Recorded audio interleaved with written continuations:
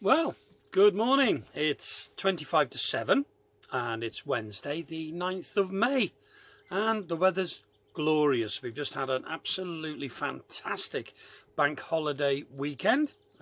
Started brilliant even before the weekend. Well, brilliant.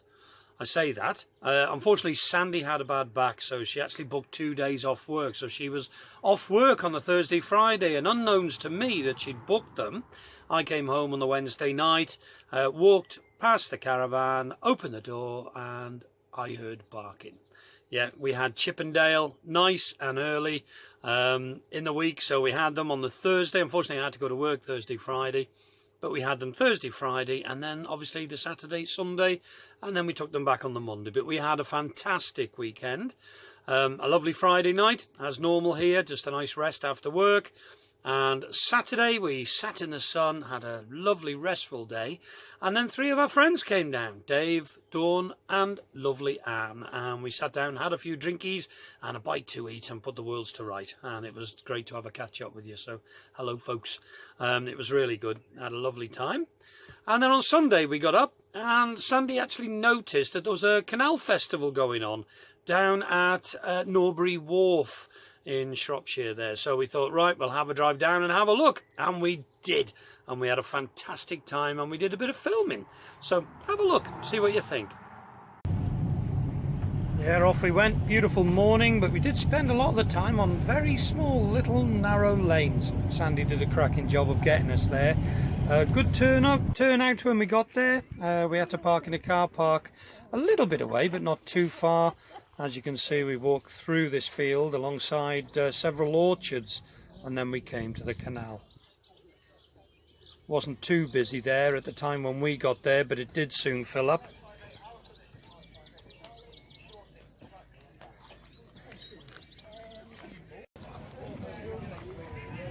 Lots of different types of boats, working boats, liverboards, all sorts, and of course the boats that were selling canal merchandise as well, which were very welcoming and good to see. And how beautiful does that look?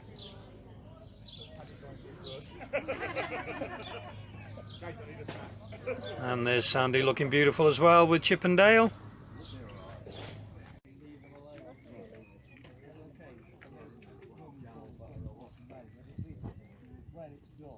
Even in such a busy atmosphere, lots of people and dogs about, it was all relaxed. And it just goes to show that boats come in all different shapes and certainly sizes. That was an extremely good model there.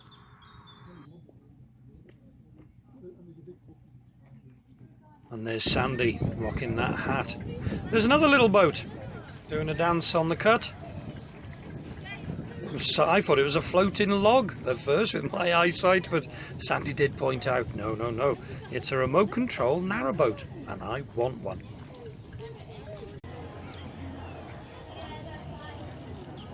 This was a boat that you could book and have a ride on.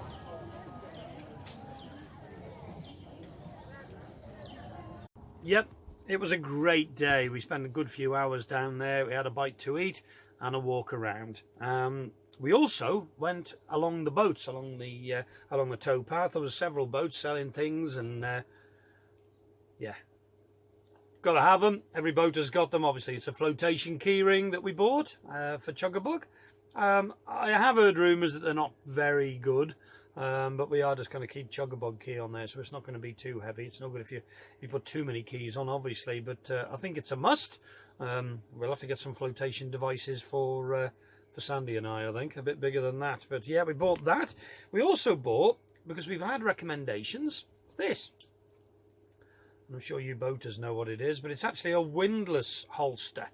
You just put it over your neck, and then when you go to the locks, you can put your windlass through there. It'll save losing them, leaving them on the balance beam or leaving them on the floor somewhere.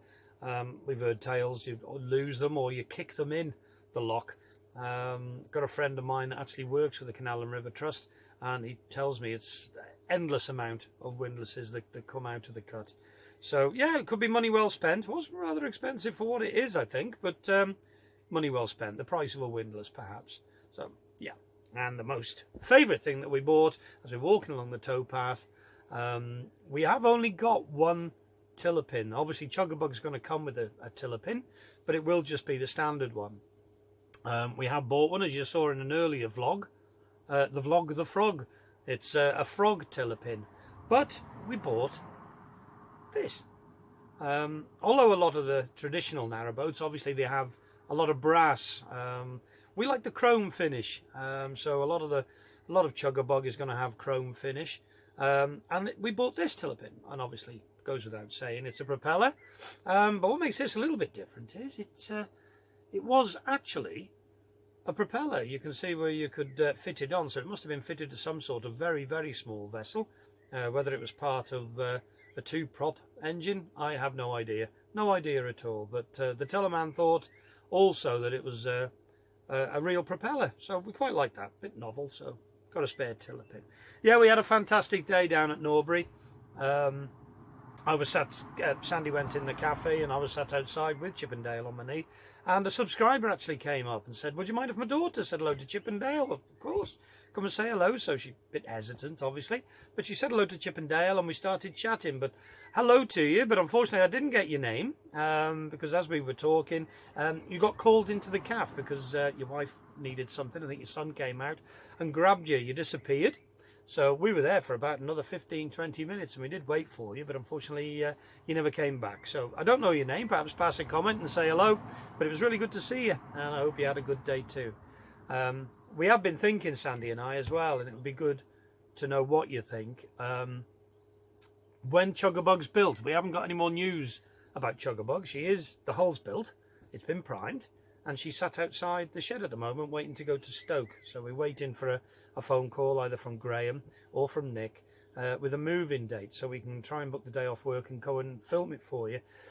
Hopefully we can get that. We did want to get him moved out of the shed, but unfortunately we didn't get that. We do work, so it is a bit difficult. But we have started to think that should we carry on with the vlogs when we're on the cut, when we're actually in the water, because most people, most of the the YouTubers, the boat tubers, most of them film going up and down the canal, and there's only so much of the canal you can show. Yeah, there's 2,000 miles of it, and there's lots to see, lots to do. But we're going to be in the marina for the foreseeable, certainly for the next few years anyway, because obviously we've got work commitments, and that's what we want to do. But we also can't wait to retire and go cruising the cut. We're really looking forward to it, and that's our real dream. So we're wondering whether we should carry on with this channel when Chug-a-Bug's in the water. We're thinking not. Perhaps not bore you with it too much. We might do the odd filming perhaps of, obviously we'll carry on for a little bit when we're in the water, just to give you an idea of how we're settling in and how we're getting on with Chug-a-Bug. And there's bound to be little teething problems and little bits and pieces that we'll share with you, but we'll probably end the channel, because at the end of the day this is a diary for us about our narrowboat journey, and that's the reason we did it. So yeah, it'd be good to see what you think. But anyway, stay safe everyone. I've got to go to work so I'll be leaving in I don't know, half an hour or so, or 45 minutes or so, and you all stay safe, and we'll catch you next time. Bye bye.